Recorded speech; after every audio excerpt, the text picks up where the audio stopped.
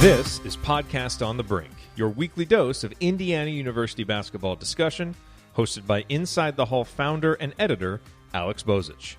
Since 2007, Inside the Hall has been trusted by IU fans across the globe to be the one-stop shop for IU basketball news, commentary, and analysis.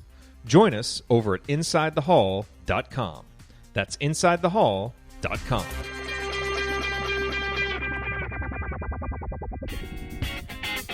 Welcome back, everybody, to a new episode of Podcast on the Brink.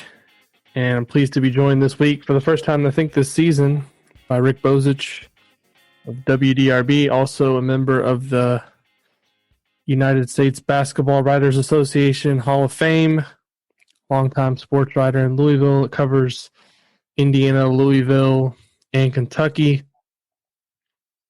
Wanted to start by talking about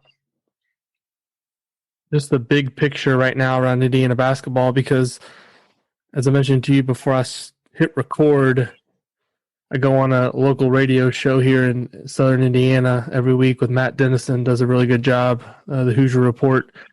We started the conversation. He asked me about the Illinois game.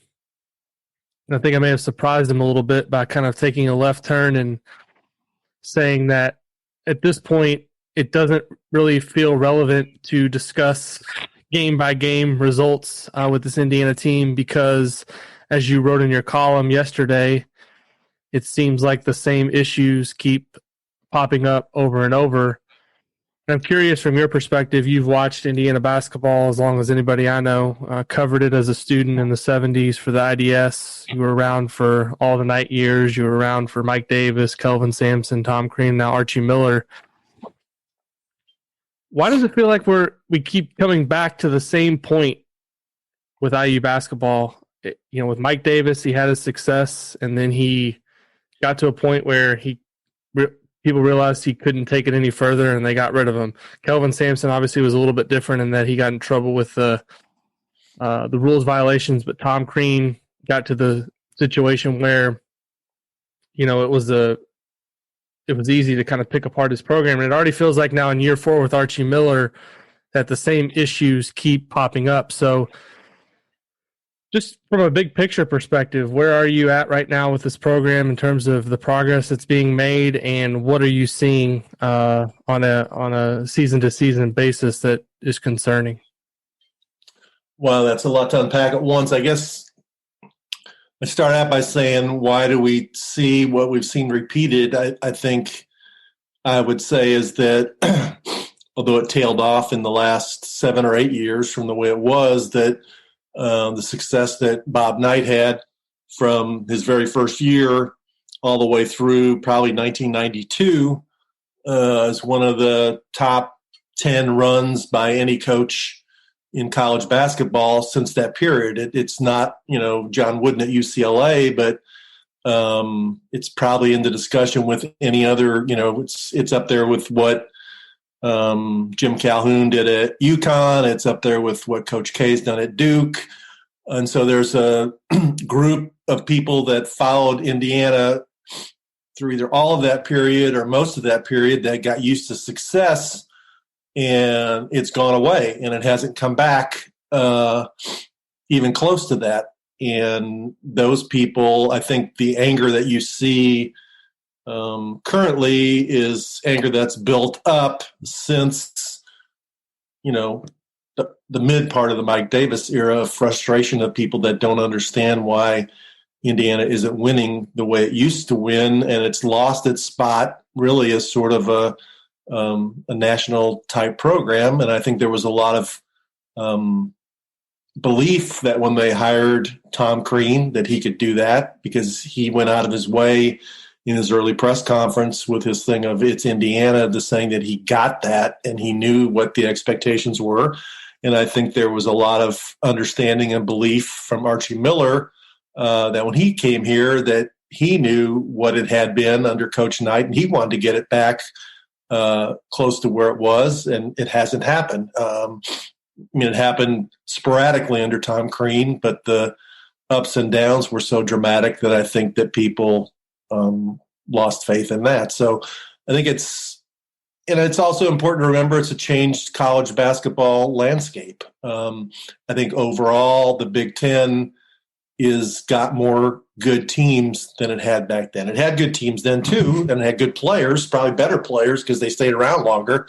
But I think a lot of the other programs in the Big Ten have taken basketball, put more emphasis and resources into basketball now than they do then. And I don't know, I'm not saying that Indiana hasn't, but they don't have the advantage I think they had back then. So it's a really complicated question in terms of the big picture thing. But in terms of what I'm hearing from fans right now, I think it's really created by frustration over the last 20 years, not just for this year. So I agree with most everything you said there. With this particular era under Archie Miller, when he came in, there was a lot of discussion about building the program inside out. I don't think anybody can argue the success that he's had for the most part. Recruiting inside the state hasn't been great. Recruiting, obviously, all around the country, but I think he's gotten some good players from inside the state, and he's got, I don't want to say that they have, top half of the Big Ten talent. They're close, probably in the middle of the pack in terms of the talent level. They need to do better there. But the things that were, emphasized, at least early, to my recollection, you can correct me if I'm wrong, were defense, things like taking care of the ball, getting to the free throw line. They get to the free throw line pretty well. They're not making enough free throws. The defense was good early in the season. It's been good at other times, but now that they've gotten into the meat of the schedule in the Big Ten, it hasn't been good enough with consistently to win games. And taking care of the ball is something that drove fans nuts under Tom Crean, and I think it's still something that drives fans nuts for the most part now, and it's inconsistent too. What do you think the biggest shortcoming is so far in terms of Archie Miller's tenure, in terms of the on-court product? Has it been, you think it's a lack of talent recruiting, or do you think it's more in being able to produce teams that consistently shoot the ball well and defend it at a level good enough to win games? Because to me, it feels like they've been close in all these games, so it's not like they're getting blown out and losing by 30. They're in these games. They just don't have enough to go over the hump. And we've talked before that in many ways, it just feels like they can play with almost anybody, but when it comes down to the point of the game where you have to make a play or two and knock the other team out and kind of get over the hump and winning, they can't do that with any consistency. So to me, that does speak a little bit to talent being part of that issue. Yeah, I don't think it's ever just one thing. And when you asked me to come on here, I thought a little bit about trying to have some perspective. And one thing that popped in my head is that if they would have made some free throws and they would have beat Illinois, the issues that are the issues would have been the same, but the tone and the conversation would have been much different. And if that would have happened against Wisconsin or that would have happened against Florida State, they're talking about 3 top 20 teams they played, could have won all 3, should have won at least one, didn't win any. And in 2 of them, Wisconsin's probably a little bit of stretch because they only shot 8 free throws and made 5. But the other 2, easily, if they would have made some free throws, they win the game. All right? So, and I also thought after last night when I saw 8 top 25 teams played, 5 of them lost. So unless you're at the top of the pack, you're going to lose games. But that doesn't excuse what's happened with this team. I think when I look at what's wrong with Indiana basketball, I start in the backcourt because I look at the way the game has evolved. I look at the way that the game is played by good teams. And usually it's not 100%, but the majority of good teams that I see have really good guards who, establish the tempo that their team wants to play and enforces their will on the other team. B, attacks and defends with an edge consistently. C, can make 3-point shots and makes the defense respect their ability to make 3-point shots. When I look at Indiana's three guards, and I'm not into, I'm not going to mention names and criticizing individual players because they're college guys. But, I mean, at point guard, it's average play. It's very inconsistent play. They don't have a guy who can consistently break the defense down and set other guys up for easy shots. They don't. Even the contrast in the Illinois game was, Curbelo did some crazy stuff, but when he was in the game, he put a lot of pressure on Indiana's defense because he was so quick and could force guys to leave their man and go to him and create openings. Then at the 2-guard spot, they don't have like just a fearsome guy that you have to fear is going to kill you with outside shots. They have a guy who can make outside shots sometimes, but he's not, again, consistent. And it's not a point of emphasis with their offense. They're not constructed that way. And then at what should be the small forward spot on most teams, that is a guy who can really attack off the dribble. And if it gets late in the shot clock, he can get in the lane, get to the rim or whatever. They're not elite at that position either. So the three spots where I think that a lot of the really good teams put pressure on other teams, they're not elite at any of those. And that makes it hard for them to win. And I know that's not their style, but then the other part of what I would say is if you're going to play a style where you're going to work to get the ball inside, which they do, the roster management for this team has been something that can be questioned because you really started the year with only 3 inside players, and one of them got hurt, so you've lost 1/3 of your inside guys. You've got no depth inside, and it's hard to succeed that way. And even their center, we've watched the games when he goes against guys who are bigger than him. He had a lot of rebounds the other night, but in terms of scoring against bigger, tough guys, it's hard for him sometimes. So, it's just not – I just don't think it's the greatest conceived offensive path, and I don't know how that's going to be fixed. But it needs to be fixed because offensively, a stat was written about by a lot of people, but the offense they played in the last 6.5 minutes and the overtime against Illinois is why they got beat. I mean, they had 16 possessions and scored 2 baskets. You're not going to beat anybody. They're fortunate they didn't lose by more with that kind of offensive productivity. Hey, it's Jared. I'm going to jump in here real quick to talk about Home Field Apparel, our friends at homefieldapparel.com. And there are several reasons why you need to go to homefieldapparel.com to upgrade your Indiana University sports wardrobe. Number one, all of their materials are so comfortable. I have the hoodies. I have a crew neck sweatshirt. I just received my LEO t-shirt that they have. And all of the materials are so soft. It feels so good against your body. And what's nice is that they still feel soft even after you wash them. Because a lot of materials, you get them, you wash them, they don't feel as nice. Home Field Apparel stuff really does. So you can count on that. Plus, they have logos there that you're not going to find anywhere else. That's kind of their thing. They have over 90 different schools that they work with now. They go and find these old brand marks and logos and mascots that haven't been used in 40, 50 years, sometimes longer, and they bring them back. And so it's this great way to indulge your love of nostalgia, find these old logos that you haven't seen.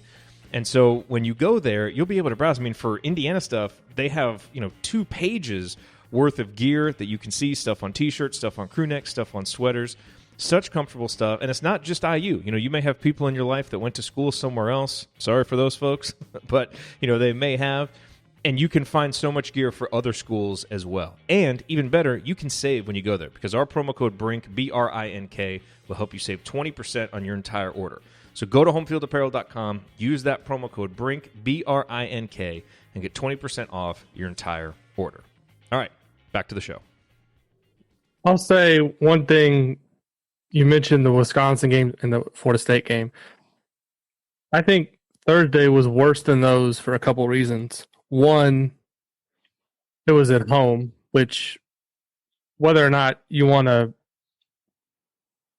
admit that there's some whether or not you can say that there's advantage at home this season in college basketball, it's still a familiar environment and one that you're used to playing in with more frequency than Wisconsin or Florida State. The other thing I'll say is the game at Illinois, the reason they lost was because the last 9 minutes and I think 47 seconds, 10 minutes, we'll say, they couldn't stop Ayo Dosunmu, right? He basically took over the game and made a 5-point lead for Indiana disappear because he scored 18 points in 10 minutes. So the game the other night, they get themselves into a position where they foul this guy out with about 4 minutes left, and they still couldn't take advantage of it.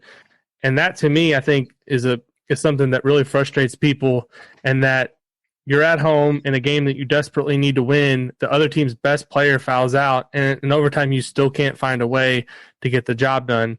So I would put that loss ahead of the other two in terms of being disappointing in a game that they shouldn't have lost. And the other thing I'll say about the offense, if you look at the shot chart of the shots they took the other night, they took 8 threes, I think you mentioned earlier. Is that right? Took only 8 threes in the whole game. Most of the shots were in the middle of the floor, and they were long twos. So that tells me that Illinois had them scouted and took away what they wanted to do and forced them into a lot of long twos. If you go back and watch the last 16 possessions you mentioned, they did a terrible job of generating good, clean looks. Ryan did a good job in film session today, kind of breaking down what Illinois was doing on defense. And a lot of it came down to the fact that they didn't have to respect a couple of guys on the perimeter, and so they could put a lot of pressure, force Indiana to the middle, and make them take bad, tough contested shots. And that, to me, speaks to lack of adjustment offensively. And you try to do the same thing over and over, and it's not working. You got to adjust, and I didn't see much in terms of an adjustment the other night. Yeah, I don't disagree. I guess one thing I would say, though, is in terms of home court losses, losing to Northwestern, Rutgers, and Purdue at home is worse than losing to Illinois at home in overtime, in my opinion, especially Northwestern, the way they lost that game. That set a tone really for the whole Big Ten season, where you come out and play what's arguably the second or third worst team in the Big Ten, and you can't beat them, you can't defend them at home. That was a big red flashing light at the beginning of the Big Ten season. But what you're saying offensively is true, and it comes back to what I said a little while ago, because they don't have a point guard that can go in and beat his man off the dribble, break people down, either get to the rim and get layups or set up other guys for easy baskets. Not consistently. Don't see it. Now, Lander played his best game, in some ways against Illinois, but he's not ready to step forward, and I don't think, and be that guy for 30 minutes a game right now. They don't have I think they only took three shots from 3-point in the second half and overtime. Is that correct? I mean, that's just not – it's not the way basketball is played right now. I mean, it's just not. It just shows it's not a priority. It's not a strength, and it's not – to me, it's not a wise path forward. You have to change the offensive philosophy and figure that out. And then,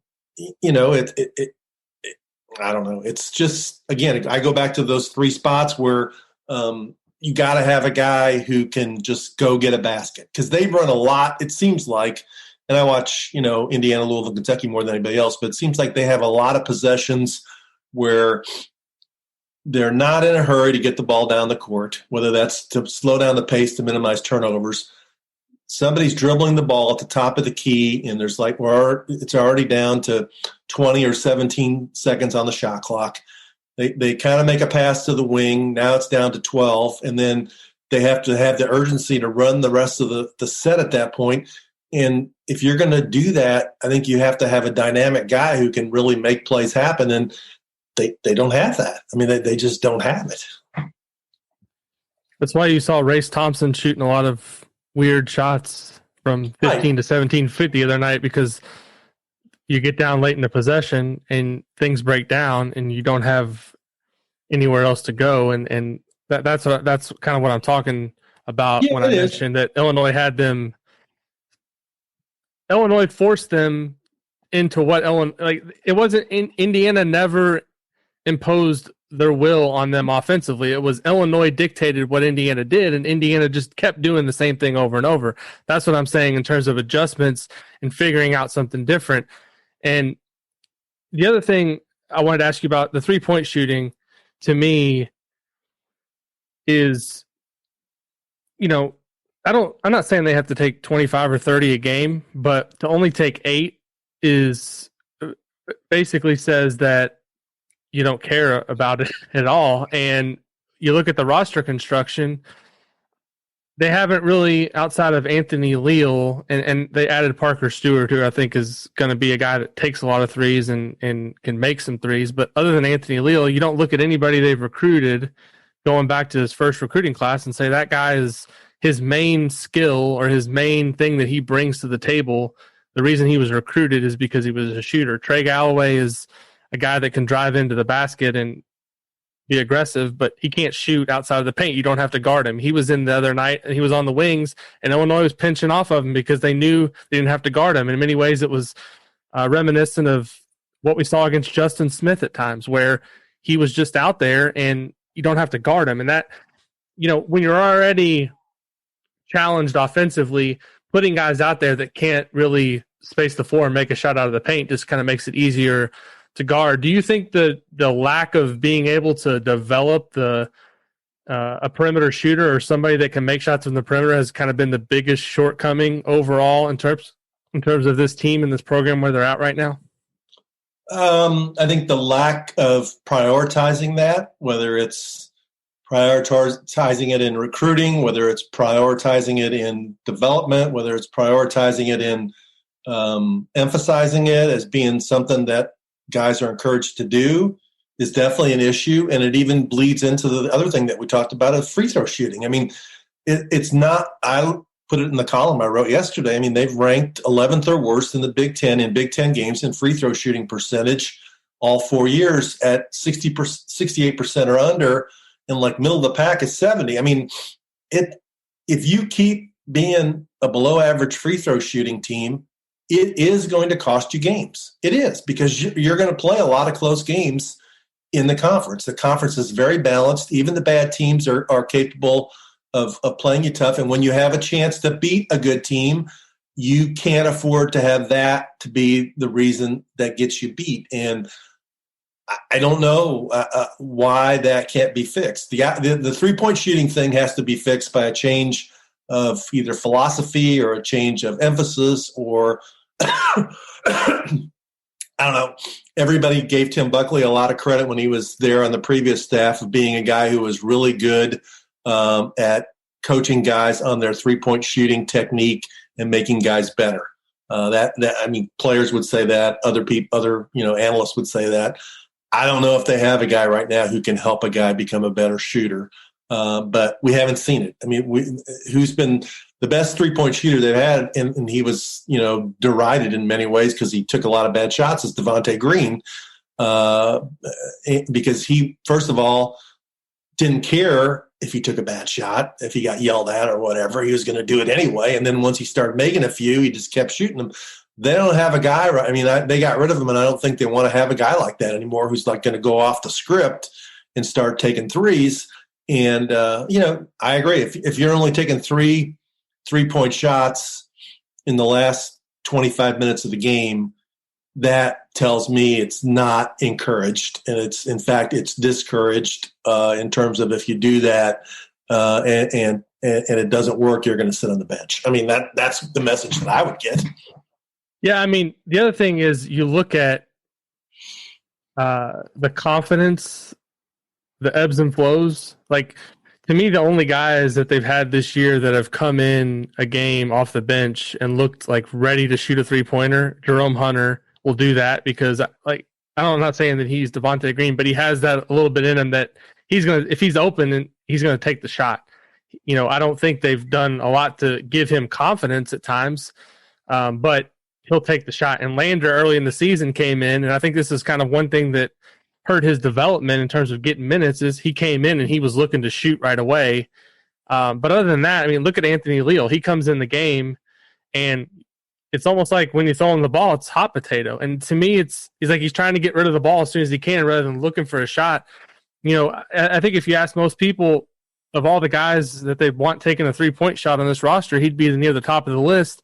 And it doesn't even seem like he's comfortable enough or has the confidence or being told when you go in there, shoot the ball. Now, I did see an instance, I think maybe the Rutgers game or the game before, where he got in and had an open look and didn't shoot the ball. And I think they said something to him on the bench. But to me, it's not only just not emphasizing it, it's also not giving kind of the green light and the confidence in guys to say, hey, when you're open, let's take the shot, because clearly a guy that they've recruited because he can shoot has not felt comfortable or confident enough to take those shots when he does get in the game. Yeah, I mean, none of us get to go to practice. None of us are around the huddle. We don't really know what's said and what isn't said.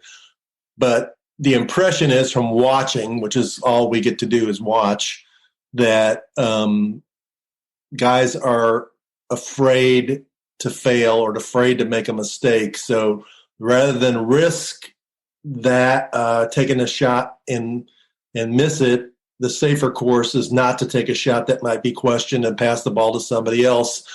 And at some point, that guys have to break through that. I mean, Leal, as you mentioned, was recruited there to be a shooter. He made a big 3 against Iowa. That was probably the biggest shot he's made since he's been in Indiana. He's made a few other threes, obviously, but when you watch him play, without knowing the background, he looks like a guy who's not where he needs to be confidence-wise in terms of, I'm going to try and get myself an open look. And part of it's on him. I'm not sure he really works hard enough to get open looks. I mean, a lot of times he gets the ball where he's guarded and he feels like, I'm not going to take a contested 3, and that's fine. But for whatever combination of reasons, he really hasn't taken a huge step forward, and he's just a freshman, and I still think he'll be a good player. But yeah, I mean, something has to change where they either have to find a way to get him open looks, or he has to be told, dude, you got to take shots. And that doesn't just happen at Indiana. I mean, that's watching Kentucky this year. Calipari's had a constant battle with some of his guys saying, shoot the ball. If you miss 10 in a row, that's on me, not on you. But if you're a shooter, you need to shoot the ball. And it seems like Leal's not at the point where he's once he misses one, it's like he doesn't like one of those guys who's like, say, I don't care if I missed one, I'm going to take another one. Then I don't know if he'll get to that point, but they need to have somebody on the team who's more dynamic and more self-confident and more assertive in terms of their approach to offensive basketball. I think the thing that a lot of people are thinking about now, the rest of the season, so they're 9-8 overall. We don't know exactly how many games they're going to play. There's still the Michigan game and the Michigan State game that have been postponed. They have not announced dates for makeups there. I would assume they're going to try at least to get one of those or both of them made up somehow, but they're 4-6 in the Big Ten. So hypothetically, 10 games to go. What do you think? You're a voter in the top 25 poll, which really means nothing in terms of tournament consideration, but you know a lot about teams around the country, and you follow the Ken Palm numbers and the Sagarin numbers. Indiana's numbers are still very good in that regard, but what do you think they need to do the rest of the way to get themselves into the tournament? And is there anything you see on a game-to-game basis with this team that can be changed that would help them win games more consistently? Because you can't, at this point, the roster is what it is. It doesn't seem like Joey Brunk's coming back anytime soon. We don't know if Parker Stewart's going to play at all at this point. I would kind of think that's unlikely at this point. I don't necessarily see them trying to throw a guy in the last couple weeks of the season when he hasn't played at all. And Jerome Hunter is suspended, so or he's whatever. He's out for a coach's decision. Right. So is there anything they can change other than making more free throws and making some more timely threes? So the question is, like, I guess the two things I would do. The most obvious thing that I've heard a lot of people talk about as a possibility, I guess, is give Christian Lander more minutes. And he played more minutes against Illinois. There was some good, but there was also some bad. I mean, he was the guy who was on Frazier when he hit back-to-back threes and then fouled him that was 8 points he gave up in 2.5 minutes. And that's not the first time he's looked like he lost on defense. And it sure seems in a lot of games, as soon as he comes in, as they've scouted Indiana offensively, they scout him defensively and said, straight line drive this guy. Go ahead. He's not used to playing defense against college level guys. He's 1 year younger. He's not physically strong. The really good point guards kind of can go past him. So you're going to have to live with that. That would be the one personnel move I think you could make. The other thing that's going to be important is, how they respond to adversity. You look at several other Big Ten teams, and the most notable one is Rutgers, where they went through a pretty tough stretch. What'd they lose, 4 or 5 in a row? And came in and beat Indiana. And last time I looked, they'd won 3 in a row. So you have to have a team that's mentally tough, that knows, okay, we lost the game to Illinois. We lost the game before that to Rutgers. It's not looking good, but the locker room has to ignore that and say, that can be changed by winning the next game. And, Iowa, they've already beaten them once. They got them at home on Sunday. It'd be tough to beat Iowa twice in one season because Iowa's good, but Iowa's not great on defense. So, they have a chance to win that game. And then what's the next game? At Northwestern? To me, that's a must win. You can't get – if you get swept by Northwestern, you're not going to make the NCAA tournament. That, to me, that's a big flashing light that's on your resume of like, you lost to Northwestern twice. After that, they're at Ohio State, and Ohio State's 7th in the poll right now. So, right. So yeah, they gotta. It's right here. They got to start winning games, and it's a team that's shown it's capable of winning games or playing tough teams, into overtime. It's just a matter of how much belief that they have in the locker room that they can do that and have somebody who's that enough guys bought into that. I don't know. And as you know, it's really it's hard for us to make those kind of determinations because there's not more than, a few minutes a week access in terms of talking to people. And I don't think you really on Zoom calls are able to get much of a feel for what's going on with the team. So I had a couple of questions. I posted in the forum earlier today that I was going to have you on the podcast and asked people if they had anything that they would like to ask. So I have a couple of questions that I'd like to pass along. The first one, the question is, how much of a negative impact does the fan base have on the program? And with all that said, is the tone of the fan base right now reasonable? So I guess they're speaking to the frustration that we're hearing from some fans in terms of social media and complaining about the inconsistencies. So your thoughts on that? I don't really think that's a huge factor. If players are reading social media or message boards or whatever, then that's their own problem. They need to learn. They need to be. You can't read that kind of stuff, or just because when it's positive, it doesn't really. It's usually overblown and not that significant. And when it's negative, it doesn't do anybody any good to read it. So I would think it wouldn't be a big factor. It shouldn't be a big factor. I'm sure they're aware of it, but as a player, you should know your circumstances on your own and, have to deal with that, not because people are criticizing you on the outside. And do I think it's overblown? Yeah, it probably is some. But as I said at the very beginning of it, it's a result of, what people are saying in 2021 is a result of what's happened in 2020, 2019, 2018, 2017, 2015, 2014, 2010, all those things. And that's why it is at the level it is. I think that people are they don't understand why 2021 is back to being 2017. Next question is asking to explain kind of your approach to Twitter as opposed to what you would write in a column. This person says they follow you on Twitter. They feel your takes on Twitter are less measured and perhaps a bit more honest, but they would like some insight into kind of how you change up, I guess, your approach and your style based on Twitter versus a column? Yeah, I think Twitter is more spontaneous. So when you see something, you react more viscerally and like immediately to what you've just seen, whether it's good, bad, indifferent, or whatever. And when you have a column, it's something that kind of marinates in your mind over a period of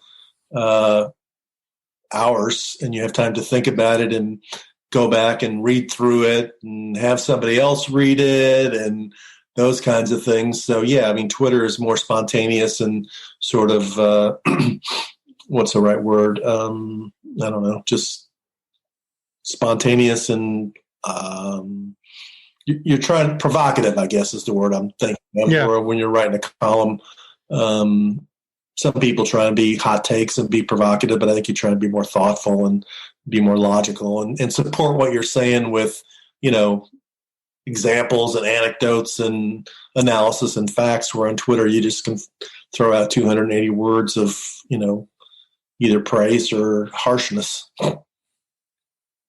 So this is another question that's kind of, I guess, journalism specific, but I think this is an interesting question. It's a little long, so bear with me as I read it, but I think it's interesting to ask you because you've done this for so long and you've covered so many different coaches. But it says, how do you handle expressing opinions that might be unpopular to the teams or athletes you cover? How much consideration do you put into that?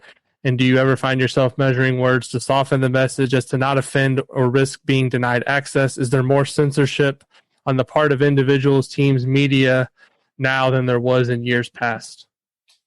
That's a really good question. I've usually just pretty much written what I've thought, but I'm not a huge hot take, nasty person. I try and back up what I write with sort of, again, some reporting and some history or facts and figures. I have, as I've gotten older, tried to take into effect reminding that, coaches have families, I guess, or players have families. I really do try not to ever criticize individual players in college because I don't think, they're still young people. But coaches are certainly fair game. And it's not, these days you don't have much access anyway, so people aren't taking access away at any place that I'm aware of. It's all Zoom oriented for the most part, pregame or postgame. I guess some places you can line up interviews in between games, but there have been circumstances in the past I can name Bob Knight, I can name Rick Pitino, I can name Howard Schnellenberger, a lot of different coaches who I've gotten crosshairs with, but it's part of the game. The way I viewed it, I guess if I give my opinion, they're certainly entitled to give their opinion and to response what I've said, but usually once it's done and move on and move forward. One thing that just actually popped into my head as you were answering that question, mentioning Zoom and everything, I haven't been to any games this season. I don't know if you've been to, I know you went to some football games in the fall. Have you been to a college basketball game at all this year? No, I think I might try and go to one at some point just to go to one. So what do you think in terms of watching the game, do you think you've lost anything in terms of getting a feel for how the game's going or noticing things? Is there a big difference between watching it on TV and being there? Or do you think you can just be as effective in terms of your observations and what you say watching it from home? Yeah, I think it's a big loss just to watch it on TV because going to the games, you usually get there early. I usually try and find NBA scouts or, TV people or former players and talk to them about what they're hearing, what they're seeing. A lot of times I watch guys warm up and see what I can see in terms of what they're working on and things like that. I like to watch the interaction on the bench of what guys are into it and which guys are not into it. And which players, like the other night we saw that thing where I think Anthony Leal committed a foul for a moving screen and came out. Archie said something to him, and he said something back to him. Those kinds of things, when you're watching on TV, you only get to see what TV shows you. When you're there, you can look for other things and see other things going on and how people respond to things. So I think it's definitely a net negative in terms of the kind of coverage you get, because basically everybody's dealing with the same ingredients when they put their story together. I mean, every story is a variation, and you can tell when you're on the Zoom calls what story pretty much every person's going to write, what their point of emphasis is going to be from their one or two questions they get to ask. So to me, in terms of information for fans that they are able to consume, it's also a negative because it's one stew. Yeah, and I think one thing that's even worse now with Zoom, the press conferences, especially, and I've noticed this with Indiana, but I'm sure I've watched other teams' press conferences too this season, particularly after a loss. It's almost like even more of a going through the motions type thing where they have to do the press conference, they have to do the kind of the obligation of talking to the media, but oftentimes what you get following a loss is even stripped down in terms of the quotes and things you get, because you're not in person asking the question, and it almost seems sometimes after a loss, I think Archie's been really good, but with the players, it's almost like they don't even want to be there answering questions. Have you noticed that at all? And just the interactions on Zoom seem to be a little less. You can't. It's not as easy to ask a follow up. It's not. If somebody says something, it's more difficult, I think, to probe somebody when you're just doing this over Zoom as opposed to the way it usually is done in a press conference or kind of a breakout session. Yeah, I mean, that's just a continuation of a trend that's gone on for many years in terms of schools have gotten more and more limited in terms of the access of who you get to talk to and when you get to talk to them. And a lot of people probably don't care. They probably think it's a journalism or media problem, not a fan problem. But I think it's been an overall step backwards for the whole information age as it is, because when I got in the business, locker rooms were open and you got to go in after every game, and there weren't as many media people, but you got to talk to players after wins and losses and after a period of time, and they would be there for 3 or 4 years. They would know who you were, and at some point, even trust you or tell you things, and you got better stories that way. And now the interaction is on a TV screen like we're doing this right here, and it's for 5 minutes, and they don't know who you are. They don't care who you are. They're not going to remember who you are. And that's not conducive to getting any kind of interesting information at all. It's all surface level stuff, and some guys want to do it and some guys don't want to do it. And, it's just been, it's the latest step down the road to really, not a great deal for people who are in the media in terms of actually being able to develop good stories. It's hard to do. I mean, it's hard. When you look at some of the opportunities that you get after games with players for 3 minutes, it's really hard to make anything out of that. I mean, there's nothing there. It's just superficial, vanilla speak. Yeah, that's one reason when I write stuff, I try to focus less on what's said and more on analytical and numbers perspective, because at least, there's no barrier to writing the story. When you are just looking at numbers and analyzing them and comparing them to what's happened, you can tell a story without actually having to have a quote or something from a player. I think, there's different approaches, different ways to do it. And that's another, I've been real impressed with, I know you don't know him yet because you haven't been to any games yet, but Tyler that's doing stories for us, I've been impressed with his approach this season, and that he's actually been able to make some connections with people kind of outside of the regular chain of the media access and is as a result written some good stories. But I don't think it's just an Indiana problem, obviously. But no. I think in general, and I've tried to stress this to people, and I've said this before on podcasts. It's like, if you want a fan base to embrace a player or get to know a player or be more willing to be sympathetic to a player, you got to let them get to know the person on a personal level.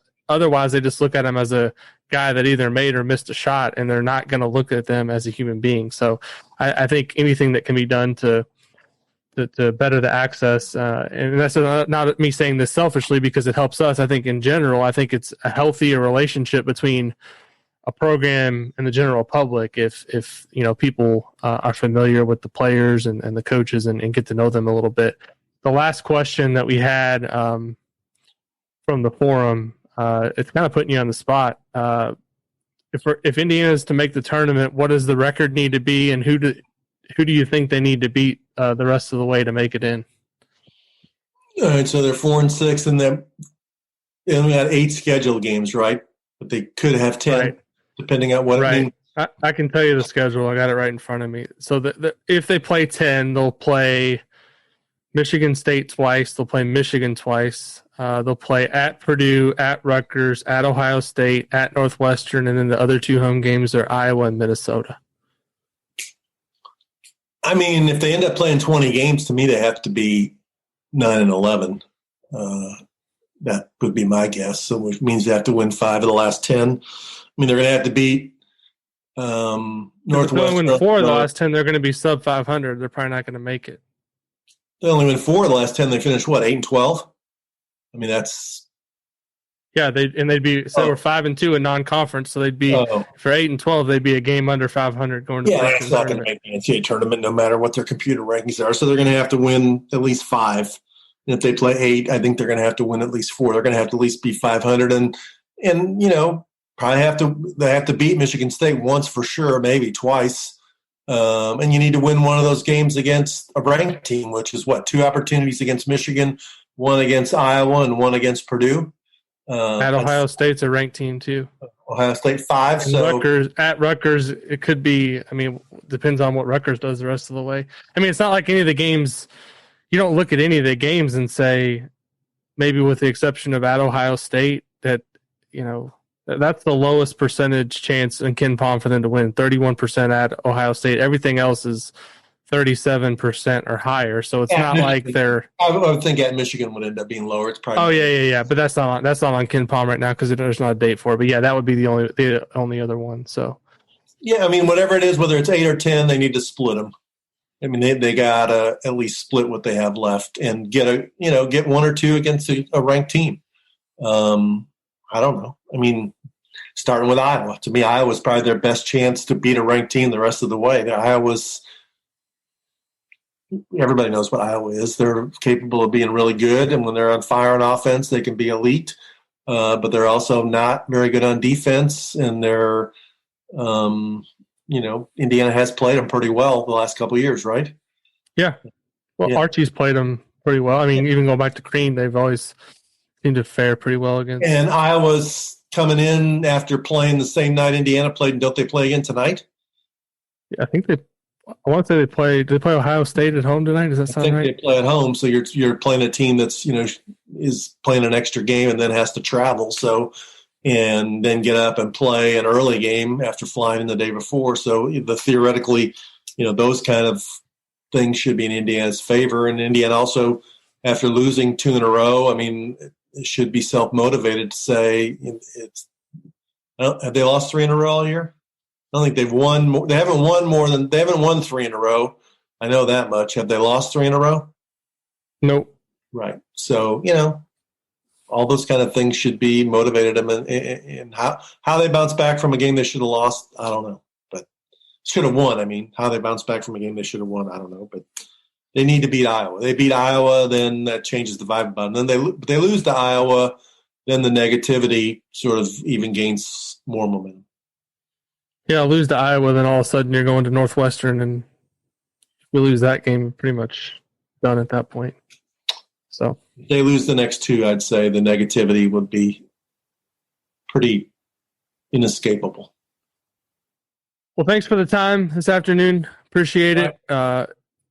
Like to, once Jared kind of gets back in the swing of things, like to have all three of us on and have a conversation at some point. Maybe that'll have to happen in the off season. But thanks again for the time, and everybody, thanks for listening to Podcast on the Brink. If you don't subscribe to it, you can do that on Apple Podcasts, Spotify, all the different places. We appreciate that. Leave a review or feedback there as well. That definitely helps us get the show out to more people. And we'll be back next week with another episode of Podcast on the Brink. And I think we'll know a lot more about the direction of the IU program this season in particular when we do that, because the games against Iowa and Northwestern will have been played, and could be a 2-game winning streak, and could be a who knows, a split or a 2-game losing streak would definitely be not welcome news for Indiana's tournament chances. So once again, thanks everybody for listening, and we'll talk to you again next week.